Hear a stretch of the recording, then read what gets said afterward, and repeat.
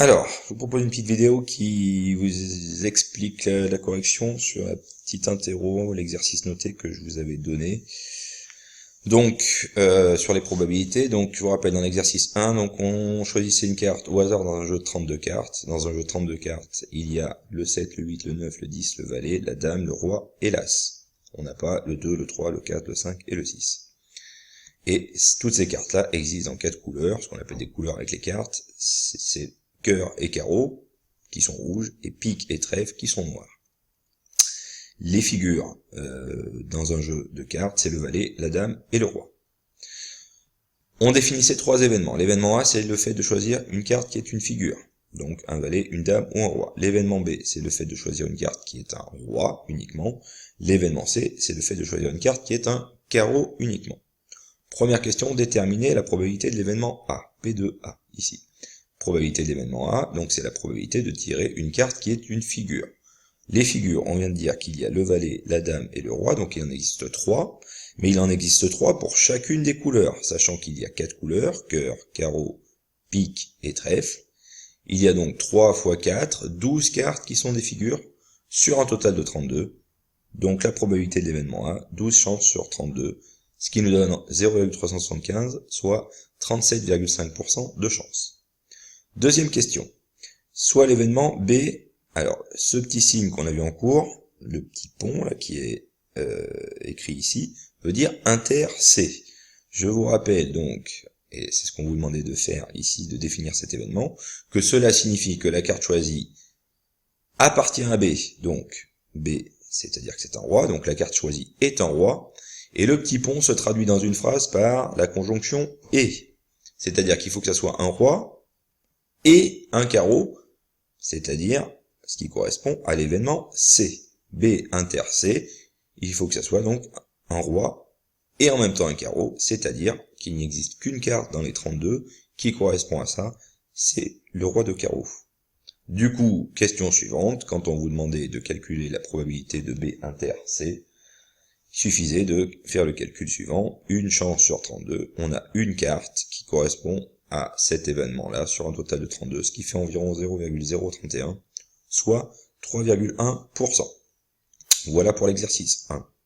Deuxième exercice, avec un tableau que vous deviez compléter grâce aux informations du texte. Important de savoir les compléter, sachant qu'il y a des calculs à base de pourcentage, rien de bien compliqué, il faut faire attention aux informations telles qu'elles sont données. Alors, dans un groupe de 800 personnes, on vous disait qu'on étudie les intentions de vote pour les prochaines élections. Complétez le tableau suivant, sachant que 45% des personnes sont des hommes et que 55% des femmes votent à gauche. Dans ce tableau, vous aviez déjà 2 informations. C'était que il y avait bien 800 personnes au total, on vous le disait au départ ici, et ici vous aviez, parmi les hommes, on en avait 144 qui votaient à droite, dans cette case-là. Pour finir de compléter le tableau, il faut donc prendre les informations complémentaires de l'énoncé. Dans cet énoncé, on se rendait compte qu'il y avait 45% des personnes qui sont des hommes, 45% de l'ensemble des personnes. Donc l'ensemble des personnes sondées, il y en avait 800. Les hommes, c'est la colonne qui est ici, et là, pour l'instant, on ne fait pas de distinction entre ceux qui votent à droite ou à gauche, c'est donc le total des hommes, donc dans cette case-là, qu'il fallait effectuer le calcul, 800 fois 45 divisé par 100, ce qui nous donne 360. Donc il y a en tout 360 hommes qui ont été sondés, sur un total de 800 personnes, ce qui veut donc dire qu'on peut en déduire ici le total dans la colonne des femmes. Il y a 800 personnes, donc 800 moins les 360 personnes qui sont des hommes, forcément, on obtient le total de femmes, c'est-à-dire 440. Avant de passer à l'autre pourcentage du texte, vous pouviez encore compléter une autre case. Ici, vous saviez que il y avait en tout 360 hommes qui avaient été sondés. Sur ces 360, il y en a 144 qui votent à droite. Le reste vote forcément à gauche par rapport à notre enquête. Donc, il suffisait de faire la soustraction, 360 moins 144, ce qui nous donne 216 personnes. Donc 216 hommes qui votent à gauche. À ce stade-là, on ne pouvait pas compléter ici ni ici le total de ceux qui votent à droite et à gauche et les femmes, plus précisément, qui votent à droite ou à gauche. Mais on avait une autre information dans le texte, c'est qu'on savait que 55%, mais alors c'était 55% seulement des femmes, et non plus du total. Là, c'était bien 45% des personnes, donc du total, que j'avais pris pour la première information.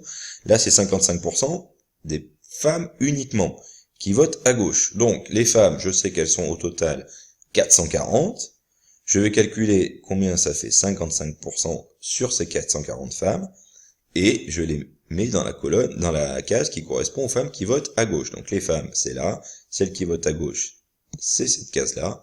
Je calcule donc par rapport à un total de 440 femmes, multiplié par 55, divisé par 100,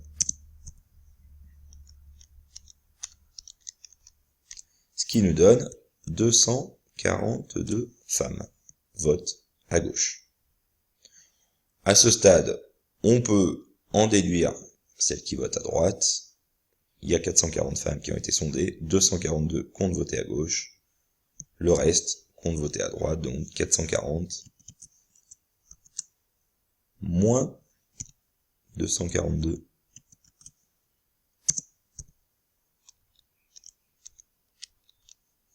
ce qui nous fait 198 femmes qui comptent voter à droite. Bon bah du coup, maintenant on pouvait aussi compléter le total des personnes qui votent à droite. Je sais que j'ai 198 femmes et 144 hommes qui veulent voter à droite. J'additionne 198 plus 144, ce qui nous fait 342 personnes. Et pareil pour ceux qui votent à gauche, 242 femmes comptent voter à gauche, 216 hommes comptent voter à gauche, j'additionne 242 plus 216,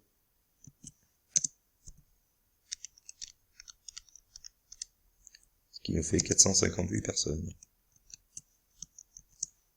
On aurait pu aussi retrouver ça en faisant 800 moins 342, on aurait retrouvé les 458. Ça permet de faire un calcul final pour voir si on s'est pas trompé dans nos calculs. Voilà pour la façon de compléter ce tableau. Alors ensuite, grâce à ce tableau, on vous demandait de faire quelques petits calculs. Alors, première question, avant de passer au calcul, on choisit d'abord une personne au hasard dans le groupe. Est-ce que les événements, la personne vote à droite et la personne vote à gauche, sont compatibles? Deux événements sont compatibles si on peut être dans les deux catégories à la fois. Bon, ici, ces deux événements ne pouvaient pas être compatibles car une personne ne pouvait pas voter à gauche et voter à droite en même temps. Deuxième partie, calcul de probabilité. Déterminer les probabilités des événements suivants. Probabilité de l'événement A, c'est le fait que la personne vote à droite. Je dois prendre, donc ici, toutes les personnes qui comptent voter à droite, donc vote à droite ici, le total 342, ici, que je divise par le total de personnes qui ont été sondées, 800, 342 divisé par 800, ça fait environ 0,43, soit 43% des personnes. Probabilité de l'événement B, c'est le fait que la personne soit une femme. Les femmes, je ai vu ici qu'il y en a un total de 440, divisé par 800, ce qui nous fait 0,55, soit 55%. On aurait pu le déduire autrement, on savait en tout qu'il y avait 45% d'hommes, d'après le texte, ce qui voulait dire que le complément pour arriver à 100%, c'était 55, c'était le pourcentage de femmes. Question suivante, probabilité de A inter B. Donc, A inter B, je vous rappelle que la personne donc doit être dans la catégorie A, c'est-à-dire qu'elle vote à droite, et dans la catégorie B, dans l'événement B, c'est-à-dire que ça doit être aussi une femme. Les personnes qui votent à droite et qui sont des femmes, dans les femmes, celles qui votent à droite, c'est dans cette case-là. Il y en a donc 198, toujours sur un total de 800 personnes. 198 divisé par 800, ce qui nous donne 0,25 environ, soit 25%. Question suivante. Probabilité, cette fois-ci, de A union B. Alors, je rappelle maintenant que ce sigle U se dit union, et dans une phrase se traduit par la conjonction OU. Donc, ici, P de A union B, on vous demande de déterminer quelle est la probabilité qu'une personne soit dans l'événement A, c'est-à-dire qu'elle vote à droite, ou bien que ça soit une personne qui appartient à l'événement B, c'est-à-dire que ça soit une femme. Donc là, vous avez différentes possibilités pour le déterminer. Premier calcul, vous voyez ici, j'ai fait 342 plus 242 divisé par 800. Pourquoi? Ici, donc, j'ai pris